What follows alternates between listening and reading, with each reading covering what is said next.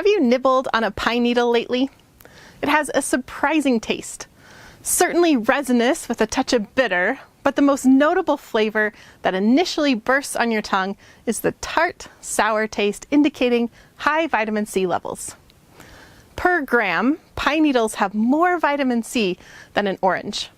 The young needles have less than the older needles, although the younger needles tend to have tastier making tea. To get the most vitamin C from pine needles, eat them raw or infuse them into honey or cold water. Making a tea from pine needle needles does destroy some of the vitamin C, but some remains in the warm brew.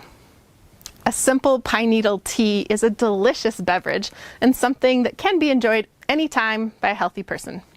I love sipping on pine needle tea knowing that I'm tasting the forest around me. There's also several ways pine needle tea can be helpful during a cold or an influenza virus. A strong pine needle tea pulls out more of the resinous, pungent qualities, and in this form, the medicine becomes a stimulating expectorant and diaphoretic. I especially love it for thinning congested mucus in the lungs and sinuses. For the best results, you can breathe in the steam deeply as you drink. Pine needles are also soothing to a sore throat, either as a hot beverage or infused into honey. Do you love herbs? Are you dreaming of becoming an herbalist? Join us at herbswithrosalee.com or click the link in the description to be a part of our vibrant herbal community. Let's keep the love for herbs growing. See you in the next snippet.